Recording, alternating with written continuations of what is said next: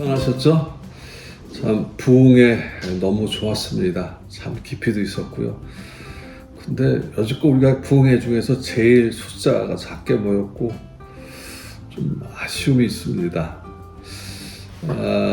참석하셨던 분들은 내년에도 다시 모셨으면 좋겠다 하는데, 뭐 은혜 받은 사람은 뭐 이래도 은혜 받고 저래도 은혜 받는데 제가 어떻게 해야 될지 모르겠습니다. 하여간 여러분, 저는 여러분이 은혜 받으면 그게 저의 기쁨입니다.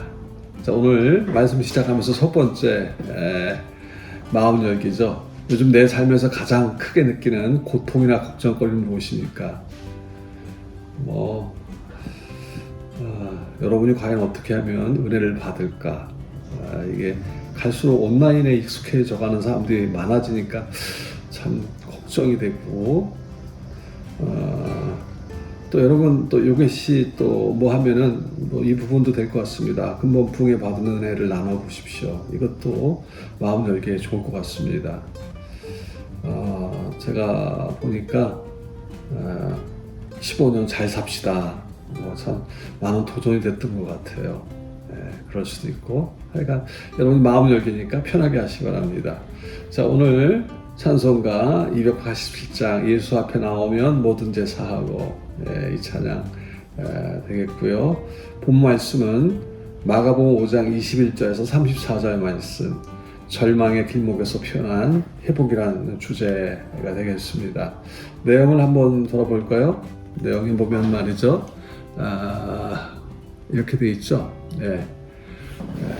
오늘 본문에는 고통 중에 예수를 만난 두 사람이 나오고 있습니다. 한 사람은 해당장 야이로고 또 한 사람은 12회를 혈루증을 앓던 여인이었습니다. 자, 이스라엘 사회에서 혈루증은 굉장히 부정한 병이었습니다.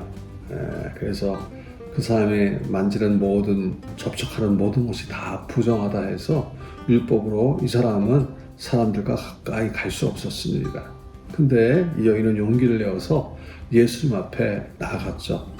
자칫하면 질책을 받을 수도 있었는데, 불안한 가운데서도 오직 예수님만이 나의 소망이다 하는 것을 느끼면서 예수님 앞에 나아갑니다. 그때 예수님의 옷자락을 잡은 이 여인을 12회를 혈루증을 앓던 그 질고에서 벗어나게 됩니다. 무엇 때문에 벗어났습니까? 분명히 예수님 주변에는 많은 사람들이 옷을 스쳤고 몸을 만지기도 했고, 그럼에도 불구하고 이렇게 은혜를 입은 사람은 딱 한 사람, 이 여인이었습니다. 자, 어떻게 해서 그 여인이 이런 은혜를 입었을까요? 그것은 다름이 아니라 바로 예수님을 바로 믿었기 때문입니다. 오늘 우리가 참 조심할 부분이 있습니다. 그것은 잘못된 교리나 잘못된 거, 뭐 은혜가 된다고 해서 여러분 여기저기 기웃거리지 마십시오. 왜냐하면 내가 맞는다고 해가지고, 오늘 지난주에 말씀드렸죠? 설교 시간에 이단 교리도 참 그럴듯해요. 그것이 너무 좋다고, 그걸 확신한다고 말이죠. 그러다 보니까 여호와 증인에 빠지고 말이죠. 정말 어이없는 일들이 벌어지고 있습니다. 우리 모두가 바로 예수님을 믿어야 합니다.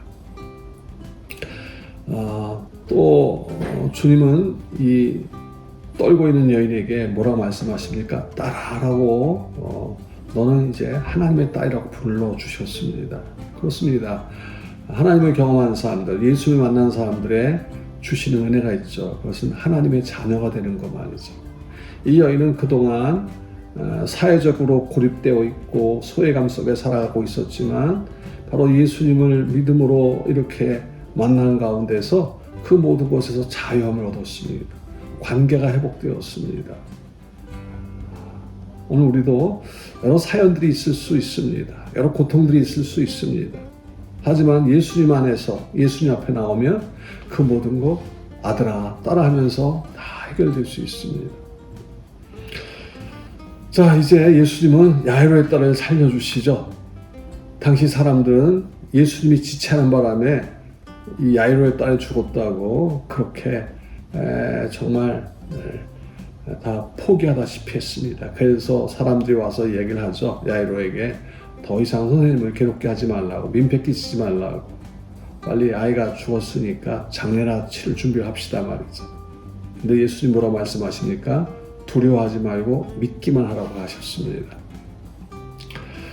자, 오늘 우리에게 꼭 필요한 것은 바로 하나님을 향한 시선입니다. 우리 생각에 야이로의 사람들이 와서 야이로에게 한 말처럼 이제 끝났다, 내 생각이 끝났으면 하나님도 끝난 것으로 생각하는 경우가 많이 있습니다. 그렇지 않습니다. 하나님은 내 생각 저편에서 또 하나님의 일을 또 하고 계신다는 사실입니다. 그렇기 때문에 우리 봉성에서 그 말씀하셨죠. 하나님을 경험한 사람, 예수 믿는 사람은 시선이 달라진다고 말이죠. 만나지 않은 사람은 자기 생각 속에, 한계 속에 하나님을 가두어둡니다. 그러나 예수를 만난 사람, 하나님을 경험한 사람은 한계를 벗어나서 하나님의 생각에 자기의 시선을 하나님의 시선에 맞추게 되어 있습니다. 생각도 거기에 맞추게 되어 있습니다.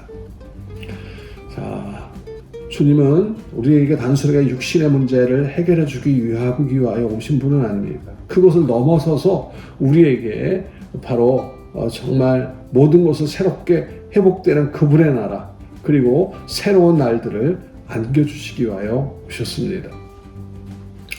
그분은 우리의 아버지로 오셨습니다. 마치 야이로 이 딸에게 있어서 아버지가 모든 것을 다 정말 세세하게 이렇게 챙기듯이 하나님은 우리의 아버지로 예수님을 보내셔서 예수님이 우리의 모든 질고를 지도록 하셨습니다.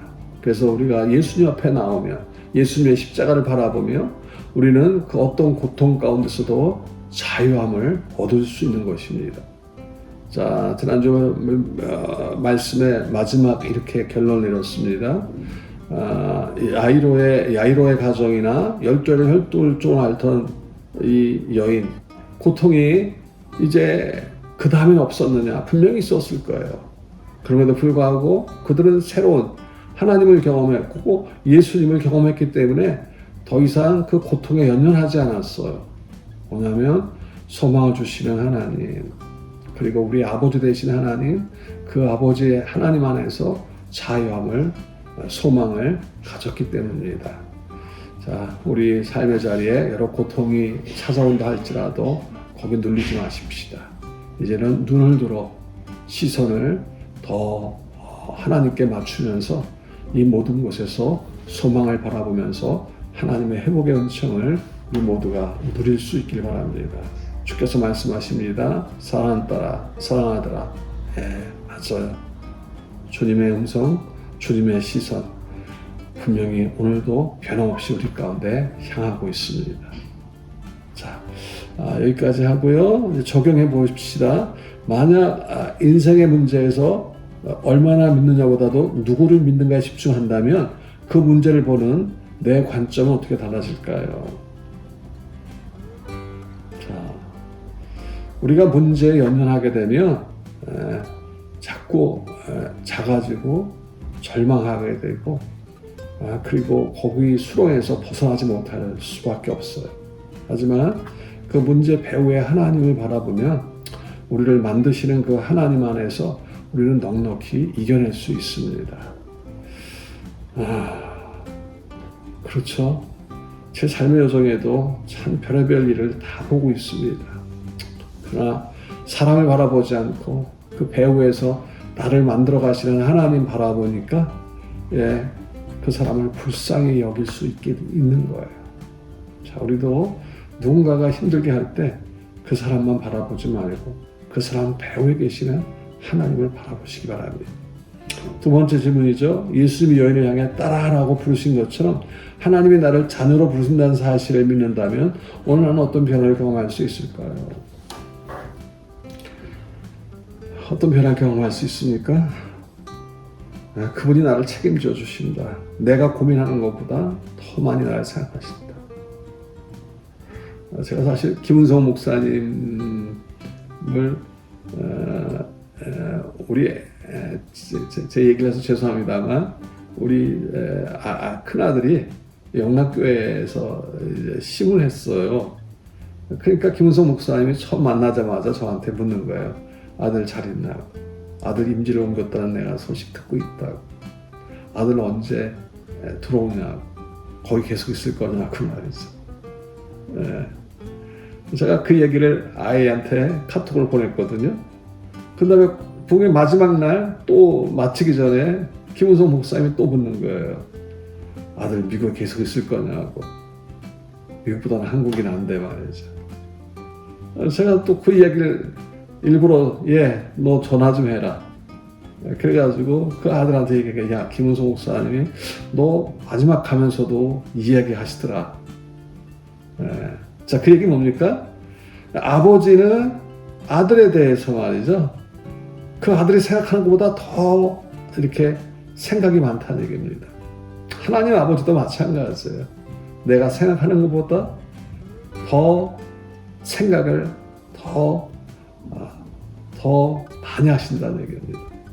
자, 우리 모두 다 하나님의 아들과 딸이 되었습니다. 하나님의 자녀가 되었습니다. 하나님이 우리가 생각하는 것보다 더 많이 관심이 있고 더 많이 우리를 생각하신다는 사실입니다. 자, 오늘 주신 말씀 통해 하나님이 우리에게 원하시는 바는 무엇입니까? 바르게 믿자 말이죠. 더 나아가서 믿고 기다리라 말이죠. 하나님께 시선을 두자 말이죠. 자, 우리 성경인들 우리 힘냅시다. 우리 속썩이는 사람들 때문에 자꾸 그것 때문에 약해지지 마십시다. 오히려 하나님을 바라보고 나간다면 하나님께서 우리에게 놀라운 일들을 행하실 것입니다. 감사합니다. 알려드릴 말씀이죠. 무엇이 있을까요? 무엇보다도 온세대 기도회 금요일날 8시에 있다는 거 아니죠. 그리고 우리 브릿지 형제 수련회 토요일날 12시에 그리고 2026년도 교회 요람 사진 촬영을 다음 주까지 2주간 주일 예부 2, 3부 후에 2층 세미나에서 촬영합니다. 그리고 신임 재직 신청을 또 사역 지원을 지금 받고 있습니다. 옛날에는 주보에 다 넣어가지고 나눠드렸는데 이제 제가 보기에는 우리 섬김이 분들이 그것을 이렇게 좀 챙겨서 세례받은 지 2년 이상 되신 분들, 그래도 교회 출석, 또 11조 생활 이런 거 보시면서 권해 주십시오. 스스로 하겠다는 사람 별로 없습니다. 자꾸 세워주시기 바랍니다. 여러분의 섬김에 늘 참 고마움을 이렇게 참 느낍니다. 다시금 감사합니다. 하나님 아버지, 우리 삶의 고통 가운데 아버지 하나님 좌절하지 않게 하시고 절망하지 않게 하시고 그 가운데서 우리의 시선을 하나님께 향할 수 있도록 도와주옵소서. 바른 믿음, 끝까지 믿고 기다리라 말씀하시는 주의 음성 듣게 하시고 따라하면서 우리에게 하나님의 자녀됨을 말씀하시는 그 하나님 앞에 우리 더 아버지 하나님 귀를 기울이며 그 사랑 안에 날마다 거하게 하옵소서. 계절이 이제 바뀌는 길목에서 묵묵히 섬기는 우리 섬김이들을 주께서 축복해 주옵소서. 예수님 이름으로 기도드립니다. 아멘. 감사합니다.